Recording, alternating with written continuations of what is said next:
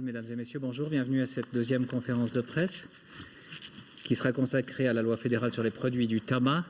J'ai le plaisir d'accueillir M. Pascal Struppler, le directeur de l'Office fédéral de la santé publique, aux côtés de M. le conseiller fédéral pour parler de ce thème. Et je me permets peut-être de préciser pour ceux qui auraient déposé du matériel ici sans en demander à qui que ce soit la permission de vous adresser à la chancellerie fédérale pour ce genre de choses. C'est évidemment interdit de déposer du matériel ici dedans sans autorisation spéciale. Donc ce prospectus n'est pas du matériel diffusé par la chancellerie fédérale ou par le département concerné. Merci. Monsieur le conseiller fédéral, sur le thème du jour, vous avez la parole. Oui, merci beaucoup, monsieur le vice-chancelier, monsieur le directeur d'office, mesdames et messieurs. Je suis ici pour vous présenter aujourd'hui le projet de loi sur les produits du tabac, sur lequel le Conseil fédéral a ouvert ce matin la procédure de consultation. C'est une loi qui vise à réduire les dangers liés au tabagisme. C'est une loi qui, plus précisément, avec les mesures qui sont proposées, vise à mieux protéger les jeunes contre les incitations à commencer une carrière de fumeur. Et je dois vous dire ici que la consommation en Suisse de tabac est la première cause évitable de décès. Elle entraîne chaque année la mort d'environ 9000 personnes. Les fumeurs réguliers voient leur espérance de vie diminuer en moyenne de 14 années. Et en matière de coûts, les traitements à charge de l'assurance maladie dépassent 1 200 millions de francs par année, 1,2 milliard de francs par année. Et nous savons, parce que des études l'ont montré, qu'il est très rare que quelqu'un qui devient un fumeur régulier ait commencé après l'âge de 20 ans. Précisément, 80% des fumeurs ont commencé à fumer avant l'âge de 20 ans. Donc 80% avant l'âge de 20 ans, 57% avant l'âge de 18 ans. Et alors que la courbe des fumeurs, du nombre de fumeurs dans notre pays a régulièrement diminué depuis 2000, ce mouvement s'est interrompu en 2008 et depuis, le nombre de fumeurs reste stable. Sur le projet maintenant, en matière de publicité tout d'abord, ce que propose le Conseil fédéral, c'est de limiter la publicité, limiter la promotion et le parrainage pour les cigarettes et les autres produits du tabac. Concrètement, ça signifie que la publicité ne sera plus autorisée dans les cinémas, sur les affiches, ni sur Internet, ni sur les téléphones portables, ni sur les jeux vidéo. Et ces restrictions visent évidemment en premier lieu les adolescents qui sont très réceptifs à la publicité. Nous avons des études qui ont montré, je vais vous en citer une tout à l'heure, qui ont montré une corrélation très nette entre le fait d'être confronté pour les jeunes à la publicité pour le tabac et puis commencer à fumer. Et là, j'aimerais vous citer une étude qui a été réalisée en 2011 en Allemagne, qui est arrivée à la conclusion que les adolescents fortement exposés à la publicité avaient 46% de risque supplémentaire de fumer que ceux qui étaient moins exposés à la publicité. Nous avons évidemment les références de cette étude si vous les souhaitez. Il s'agit de dispositions qui sont modérées. Le Conseil fédéral a voulu un projet qui soit modéré. Dans le fond, nous avons cherché un équilibre entre la protection de la santé et les intérêts de l'économie. Et c'est vrai que nous allons moins loin en comparaison internationale que la plupart des pays européens, qui, pour certains, interdisent toute forme de publicité pour le tabac. Il y en a même qui interdisent carrément que les cigarettes soient visibles sur les lieux où elles sont vendues. Elles doivent être cachées sous le comptoir. Et donc, nous avons là différents types de situations. Nous avons vraiment cherché l'équilibre et le Conseil fédéral estime que les restrictions qui sont proposées avec la loi que vous avez maintenant sous les yeux, le projet que vous avez sous les yeux, sont supportables pour l'économie au vu du but qui est poursuivi, à savoir la protection des jeunes. Alors, il y a les restrictions de publicité dont j'ai parlé, mais il y a aussi donc la publicité qui continue, dans d'autres cas, à être possible. Il s'agit des points de vente de tabac, il s'agit des revues spécialisées, et il s'agit également du parrainage dans les festivals et open air d'importance nationale. Et enfin, je dois mentionner aussi ici que la publicité directe pourra toujours être adressée aux consommateurs qui sont majeurs. Et donc, si je dis majeur, c'est qu'il y a une limite qui est posée à 18 ans, et je parle maintenant des mineurs, et là, la loi a donc prévu de fixer à 18 ans la limite d'âge pour la vente des cigarettes en Suisse. Il s'agit d'une uniformisation sur le plan suisse, et il s'agit ici de donner un message clair. Le tabac n'est pas un produit inoffensif, et il faut donc être désormais majeur, ou il faudrait être désormais majeur avec le projet du Conseil fédéral pour avoir le droit d'acheter un paquet de cigarettes. Nous suivons cela aussi, il faut dire, l'évolution partiellement suivie par les cantons, qui sont nombreux à avoir déjà légiféré sur des restrictions de publicité, de vente aux mineurs. Donc il y a notamment des cantons qui ont légiféré sur la publicité dans les annonces, dans les journaux. Il y en a qui l'ont fait pour la publicité dans les cinémas. Et puis pour l'âge, nous avons aujourd'hui 9 cantons qui interdisent la vente de cigarettes aux jeunes de moins de 18 ans et 12 autres, donc en plus, qui interdisent la vente de cigarettes au moins de 16 ans. J'en viens maintenant à la réglementation que nous proposons pour les cigarettes électroniques, avec cette information qui est, je crois, importante. Les cigarettes électroniques avec nicotine seront assimilées aux cigarettes avec tabac, et donc elles pourront être, d'après le projet du Conseil fédéral, commercialisées librement en Suisse. Nous estimons avec cela qu'il faut offrir aux fumeurs adultes une alternative qui soit peut-être moins nocive pour la santé. Et aussi parce que la situation actuelle dans ce domaine n'est pas satisfaisante. Aujourd'hui, on interdit la vente de cigarettes électroniques avec nicotine, mais on autorise leur importation pour la consommation personnelle. Et donc, avec ça, il n'est pas possible de réglementer la composition de ces cigarettes, ni l'étiquetage, ni les conditions de vente de ces produits. Et donc, nous souhaitons, avec ce projet, créer une situation qui permette aussi de proposer aux fumeurs des produits qui soient plus sûrs.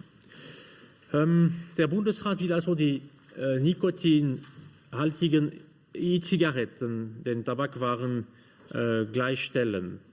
Diese nikotinhaltigen E-Zigaretten könnten danach gehandelt und verkauft werden, hätten aber die gleichen Auflagen wie der herkömmlichen Zigaretten. Das heißt, Einschränkungen bei der Werbung, das habe ich schon erwähnt, und kein Verkauf an Minderjährige. Alle E-Zigaretten, ob nikotinhaltig oder nicht, sollen unter das Gesetz zum Schutz vor Passivrauchen fallen. Sie wären damit in allen öffentlichen Räumen verboten, wie dies für gewöhnliche Zigaretten bereits der Fall ist. Und ich komme damit langsam zum Schluss. Wenn wir zusammenfassen, mit dem heutigen Entwurf zum Tabakproduktegesetz schlägt der Bundesrat eine Lösung vor, welche wirklich welche die Interessen der öffentlichen Gesundheit und den Konsumentenschutzes einerseits sowie der Wirtschaft andererseits in bestmöglicher Weise zu vereinen versucht.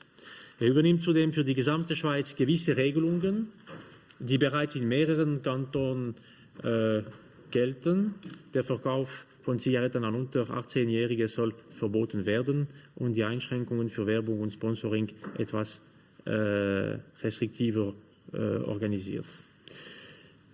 Diese Maßnahmen gemeinsam zielen vor allem auf den Schutz junger Menschen. Unter 20-Jährige sollen, wenn immer möglich, nicht zu Raucherinnen und Rauchern werden. Und gleichzeitig soll die Vermarktung nikotinhaltiger E-Zigaretten in der Schweiz künftig zugelassen werden. Diese Zigaretten würden den Tabakzigaretten gleichgestellt und damit hätten Raucherinnen und Raucher die Möglichkeit, auf dieses weniger schädliche Produkt zurückzugreifen. Voilà ce que j'avais à vous dire aujourd'hui, mesdames et messieurs, au sujet de l'ouverture de la consultation sur la loi fédérale sur les produits du tabac. Merci de votre attention. Merci, Monsieur le Conseil fédéral. Donc, pouvons passer à la ronde des questions, qui est bien sûr réservée aux journalistes. Je crois qu'utile de le préciser aujourd'hui, apparemment. Monsieur Fleck. Oui, j'ai deux questions. La première concerne les cigarettes mentholées ou à la vanille. L'Union européenne va les interdire. Qu'en est-il en Suisse? Et la deuxième question porte sur les e-cigarettes. Elles seront soumises aux mêmes règles que les cigarettes normales. Lesquelles, pardon? Les cigarettes électroniques.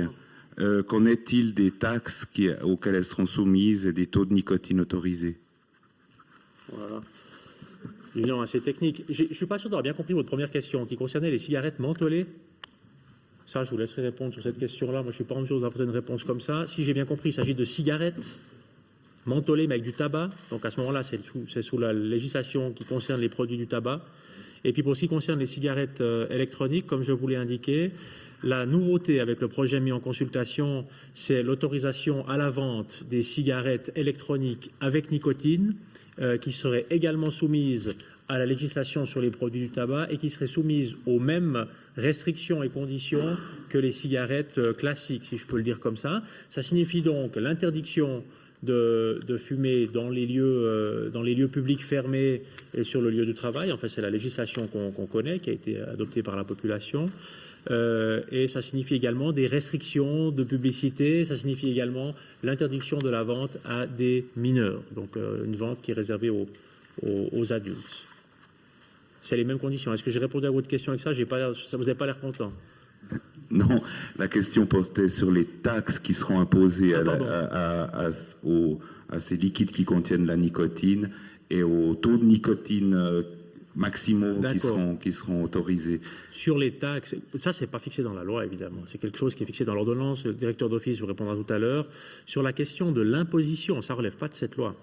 L'imposition ne relève pas de la loi fédérale sur les produits du tabac, mais de la loi fédérale sur l'imposition des produits du tabac. Ce n'est pas le même texte et c'est donc pas réglé dans ce texte-ci, mais je vous rappelle ici qu'il y a eu, sauf erreur de ma part, en 2011, l'adoption d'une motion au Parlement dans laquelle le Parlement souhaitait ne pas soumettre à l'imposition, dans le fond, à la loi sur l'imposition des produits du tabac, les cigarettes électroniques. C'était une motion qui avait été déposée, je pense, au Conseil des États et qui était adoptée par les conseils. Sur les questions de limite de nicotine et d'ordonnance, mais encore, on est au début de la consultation, donc on est encore assez loin de la question de l'ordonnance. Directeur d'office, M. Schruppler. Oui, merci, Monsieur le Conseiller fédéral. Sur tout ce qui est Zutaten, additifs dans les cigarettes, je propose qu'on regarde ça de plus près avec nos experts. En principe, pas permis en ce qui concerne les substances que vous avez nommées, mais la plupart de ces affaires seront réglées en ordonnance. Et je vous propose de voir tout ce qui concerne les additifs avec nos spécialistes ensuite. Merci. Prochaine question. Oui. Herr Bundesrat, Sie sagen, die Maßnahmen würden vor allem auf junge Menschen abzielen. Die Werbung an Open-Air-Festivals wird aber weiterhin erlaubt. Es ist bekannt, dass dort ein sehr junges Publikum verkehrt. Warum lassen Sie das zu? Ist das nicht ein wenig inkonsequent? Bon, on a cherché un équilibre pour ce qui concerne les restrictions en matière de publicité. Mais naturellement, je l'ai dit alors très clairement au départ, c'est un équilibre qui ne prévoit pas l'interdiction absolue de la publicité comme ça peut exister dans d'autres pays. Et nous avons décidé de laisser la possibilité, vous avez je crois un document que vous avez reçu qui résume ça, la possibilité de participer, dans le fond, de laisser ouvert le parrainage de manifestations nationales. D'une part parce que il s'agit effectivement d'une mesure qui existe aujourd'hui. Il s'agit généralement, dans le fond, de modes de financement qui ne sont pas dominants pour ces manifestations, mais il y a naturellement aussi un lien là entre, dans le fond, la possibilité dans certains lieux dédiés d'avoir encore de la publicité. Quelqu'un qui va dans un open air ou un festival choisit aussi d'y aller, c'est qu'il ne va pas être soumis à cette publicité sans avoir décidé d'aller dans cet endroit-là. Et c'est aussi lié, dans le fond, à une pratique qui existe aujourd'hui dans notre pays. Vous avez vu, et c'est un élément qui nous a aussi naturellement, que nous avons également pris en compte, que c'est aussi une mesure qui existe dans d'autres pays. Nous avons aussi essayé de nous adapter à ce qui existe autour de nous et de, dans le fond, trouver un chemin avec des restrictions de la publicité pour mettre en œuvre cette convention internationale sans interdire toute publicité. Monsieur Mayer. Ja, Herr Bundesrat, was ich noch nicht ganz verstanden habe betreffend Verbote im Internet, soll das nur, also ausschließlich Online-Medienprodukte betreffen oder auch Facebook, Google? Und wenn ja, wie kann man das durchsetzen?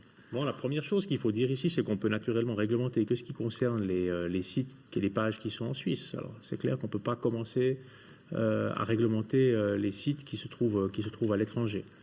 Mais enfin, c'est un signal qui vient avec la restriction générale de publicité que nous avons proposée, encore une fois, qui concerne les annonces dans la presse, l'affichage publicitaire, les spots publicitaires au cinéma, la publicité sur Internet. Tout cela est autorisé aujourd'hui dans notre pays, sauf si les cantons ont dans certains cas décidé autrement. Et à l'avenir, ce serait interdit, mais on ne peut naturellement pas contrôler l'ensemble de ce qui se passe sur les sites du monde entier. Ça vaut pour la Suisse. Prochaine question. Madame Imson. Oui, vous n'avez pas répondu à la question de mon collègue tout à l'heure concernant le taux de nicotine. Est-ce que vous allez introduire un taux? Je crois que sur cette question, M. Struppler a été clair tout à l'heure. Il a dit que c'est une question qui relève de l'ordonnance, qui n'est pas fixée dans la loi, et on vous a proposé d'en discuter directement avec les spécialistes concernés. On est aujourd'hui sur une réglementation générale. Les nouveautés aujourd'hui, c'est restriction de la publicité, c'est interdiction de vente à des mineurs, c'est autorisation à la vente des cigarettes électroniques, mais soumission de ces cigarettes électroniques aux mêmes règles que pour les autres cigarettes. Naturellement, maintenant, ce qui nous attend, c'est la consultation, après un message, après le débat au Parlement, puis ensuite, on pourra s'arrêter sur les fixations de taux, mais je peux naturellement difficilement m'imaginer qu'il n'y ait pas, d'une certaine manière, une réglementation à préciser là dans l'ordonnance. Monsieur Rebeté. Moi, je reviens juste sur les explications que vous avez données sur l'autorisation qui sera faite de pouvoir continuer à parrainer des manifestations d'importance nationale. Les explications que vous avez données sont assez peu convaincantes, parce que si je vous comprends bien, c'est parce que ça représente un financement assez faible de ces manifestations. Je ne sais pas si dans la presse écrite, vous n'apportez pas la démonstration que dans la presse écrite, la publicité des cigarettes représente une partie déterminante de leur financement. Vous expliquez que personne n'est obligé d'aller dans ces manifestations. Je ne savais pas que dans la presse écrite, on était obligé de lire et d'acheter les journaux. Et finalement, on comprend mal pourquoi on interdit la publicité partout, sauf dans les manifestations d'importance nationale, si ce n'est que peut-être, mais c'est une hypothèse, que finalement le patron de la culture est peut-être aussi préoccupé de ces manifestations. Je vous laisse toutes vos hypothèses, hein, vous savez. Je vous ai dit au départ, je crois que c'est un élément qui était central dans la réflexion que nous avons menée. Nous nous sommes bien gardés de tomber d'un côté ou de l'autre de manière un peu dogmatique. Nous avons véritablement cherché à la fois un équilibre entre les impératifs de protection de la santé, de la jeunesse dans l'accès aux cigarettes, et puis l'équilibre avec les questions économiques. Et naturellement, dans toute recherche d'équilibre, il y a toujours un élément, on peut dire, mais pourquoi est-ce qu'il est tombé de ce côté et pas d'un autre? C'est une décision naturellement politique, mais je crois avec un équilibre que nous mettons maintenant en consultation, vous pouvez naturellement trouver qu'on aurait pu faire autrement. Vous avez raison, on peut faire de plein d'autres manières. Dès le moment où on n'est pas dans quelque chose qui est tout noir ou tout blanc, on est dans un équilibre à chercher, et nous l'avons trouvé de cette manière-là. C'est clair que, on sait que dans ce domaine-là, il y a une partie de financement qui peut-être, dans un cas ou dans un autre, représenter aussi une part de financement qui n'est pas sans importance pour les manifestations concernées. Je pense que la différence avec la presse écrite, quand même, c'est que, vous pouvez aussi me dire qu'on n'est pas obligé d'acheter le journal et puis de le lire. Hein. C'est vrai. Se rendre physiquement dans une manifestation culturelle ou une manifestation de niveau national, c'est encore quand même autre chose. Et c'est vrai que sur la presse écrite, sauf erreur de ma part, je ne suis pas sûr d'avoir le bon chiffre en tête, on a constaté que la publicité qui est liée au tabac, c'est 0,5% des recettes publicitaires. Donc dans la presse écrite, quand même, c'est vraiment relativement peu de choses. Sur les manifestations de type national, ça peut être nettement plus variable.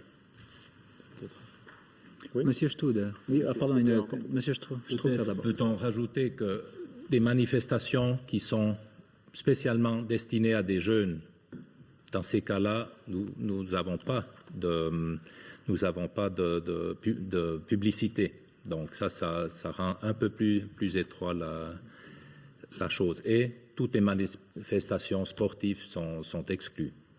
Donc on se concentre sur des manifestations culturelles. Monsieur Studer. Herr Berse, Sie sprechen von 9000 Toten im Jahr. Kann man sagen, was erhofft man sich? Wie viele Tote spart man quasi mit diesen Maßnahmen, dass man diesen Eingriff quasi rechtfertigen kann? Ja, vielen Dank für die Frage. Ja, immer wieder, wenn es geht die Gesundheit, es gibt immer diese Frage, wie vielen Kosten können wir sparen, wie viele Toten können wir sparen, wie ich das so sagen darf. Es ist sehr schwierig zu schätzen.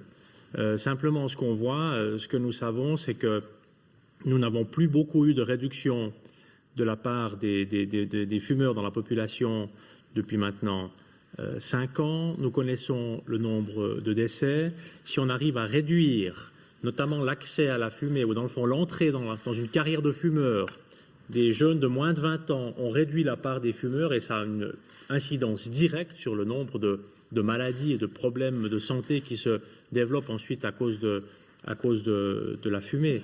Mais je vais bien me garder évidemment de faire une estimation parce que c'est terriblement difficile à dire. Il faudrait déjà ce qui compte pour nous, c'est d'abord de réduire le nombre de pouvoir réduire le nombre de fumeurs dans la population, de réduire le nombre de jeunes qui commencent à fumer régulièrement avant l'âge de 20 ans et de le faire en évitant de les soumettre directement aussi fortement que c'est le cas aujourd'hui à la publicité, mais de nouveau avec cet équilibre entre restriction de la publicité et aussi les intérêts économiques qui sont en jeu.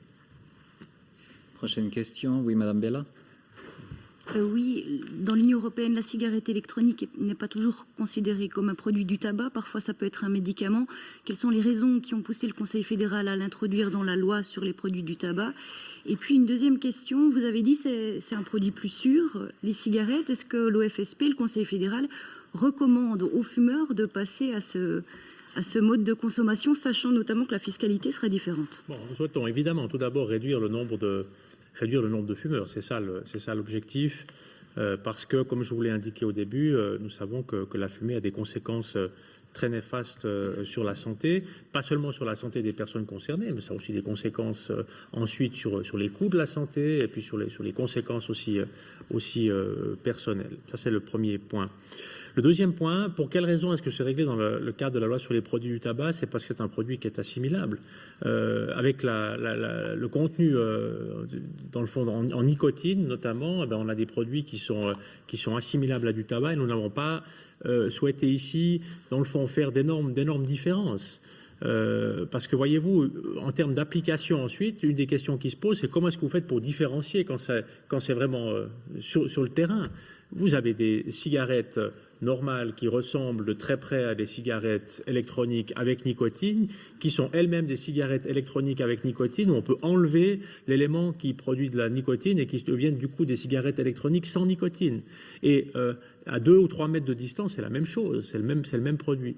Donc nous avons lié tout cela pour pouvoir mener le débat globalement. La différence que nous avons avec l'Union européenne, c'est que dans notre pays, toutes ces questions de produits du tabac étaient jusqu'à maintenant dans la loi sur les denrées alimentaires, que nous avons décidé de les sortir. La loi sur les denrées alimentaires, comme vous le savez, elle termine son parcours, elle a terminé son parcours parlementaire, et nous avons avec ça le mandat, sous les années qui viennent, de faire une loi dédiée aux produits du tabac, et nous a paru adéquat, légitime aussi sur le plan politique, de régler ces questions ensemble. Il y avait une dernière question, c'était l'encouragement ou pas à passer à ces autres produits. Encore une fois, l'objectif pour nous, c'est de réduire le nombre de fumeurs. Et nous manquons encore de recul, il faut le dire clairement, nous manquons encore de recul pour ce qui concerne les effets sur la santé des produits, des cigarettes électroniques avec nicotine. On voit bien que c'est négatif, c'est clair, c'est pas comme aller respirer au grand air. Il est bien possible que ce soit moins négatif que les cigarettes classiques, et à ce moment-là, c'est peut-être une étape qui peut être souhaitable, en tout cas en termes de santé publique, mais ça n'est pas quelque chose d'anodin, raison pour laquelle c'est aussi réglé dans le cadre de cette présente loi. Oui, M. Struppler. En ce qui concerne votre question sur la loi sur les produits thérapeutiques, vous avez demandé pourquoi c'est réglé dans cette loi et non pas comme produit thérapeutique. Si un producteur de cigarettes et cigarettes veut faire la réclame, la promotion de son produit en tant que produit pour la désaccoutumance, il doit soumettre une demande à Swissmedic. Donc, à ce moment-là, ce sont les règles de la loi sur les produits thérapeutiques qui est en vigueur. avec les critères de Swissmedic pour l'adoption d'un tel produit. Donc, il y a une division claire des compétences entre les deux lois. Monsieur Robertet. Pourquoi l'interdiction de la cigarette électronique au même titre, si j'ai bien compris, que l'interdiction des cigarettes, donc ça variera un peu de canton à canton, j'imagine, mais finalement, pourquoi cette mesure alors que c'est pas une cigarette, la cigarette électronique qui représente un danger de tabagisme passif? Bon, d'abord, la première chose qu'il faut souligner ici, c'est que la grande nouveauté, ce n'est pas ce qui va se passer dans les lieux publics fermés et sur la place du travail. La grande nouveauté, c'est l'autorisation à l'avenir, avec le projet du Conseil fédéral, de commercialiser des cigarettes électroniques avec nicotine dans notre pays. Aujourd'hui, ce n'est pas le cas. Ça, c'est la grande nouveauté. Maintenant, ensuite, effectivement, pour ce qui concerne les lieux publics, bon, vous avez vu aussi qu'il y a des entreprises de transport qui ont déjà pris des décisions qui vont d'ailleurs dans ce sens. Pour ce qui concerne les lieux publics, l'idée de soumettre aux mêmes règles les produits classiques du tabac et les produits type cigarettes électroniques avec nicotine, de les mettre sur pied d'égalité pour ce qui concerne la possibilité de les utiliser, enfin, ou de ne pas les utiliser dans l'espace public fermé. Et ça vaut pas, il n'y a pas de grosse différence d'un canton à l'autre. Il y a naturellement la possibilité que les cantons avaient de préciser ce qui était fixé dans la loi fédérale, mais ce principe vaut, comme pour les cigarettes classiques, pour l'ensemble du territoire. Après, la question de savoir pourquoi est-ce que c'est une égalité là. Mais écoutez, alors, ça veut dire que s'il fallait différencier là, on pourrait se demander pour quelle raison est-ce qu'on n'a pas une interdiction totale de fumer certaines cigarettes très fortes, et puis que les cigarettes mildes, peut-être que c'est quelque chose qui pourrait être autorisé à certaines conditions parce que c'est moins dangereux pour la santé. On ne peut pas entrer dans ce type de logique-là. Je crois qu'on doit avoir une règle claire pour ce qui concerne l'espace public fermé, à savoir les moments où les gens sont confrontés à la fumée produite par les autres. Et puis, on ne connaît pas encore les conséquences détaillées des cigarettes électroniques avec nicotine, mais c'est clair que ça n'est pas neutre. Ça crée une accoutumance, ça crée une dépendance, y compris avec la fumée passive. Merci. Oui, merci. Weshalb wurde verzichtet, mit diesem Gesetz auch die Rückverfolgbarkeit von Tabakprodukten zu regeln, also mit einem Code auf Zigarettenpäckchen oder Stangen? Das wird ja als Mittel angeschaut, um Schmuggel und illegalen Handel zu unterbinden. Ja, vielen Dank. Dieses Element wird nicht in diesem Gesetz geregelt, sondern im Tabakbesteuerungsgesetz. Es ist eine Regelung, die von den Zollbehörden kontrolliert wird. Es ist vorläufig nicht geregelt. Was man weiß, ist, dass die großen Produzenten bereit sind, eine alphanumerische Bezeichnung auf den Päcklein zu haben, die eine Rückverfolgbarkeit vorsehen. Ist in Vorbereitung, aber fällt nicht in den Zuständigkeitsbereich dieses Gesetzes. Y a-t-il encore des questions? Ce n'est plus le cas, donc nous concluons ici. Je vous remercie, vous souhaite un excellent après-midi et je demande à la personne qui a distribué ce fascicule de s'annoncer près de moi. Merci.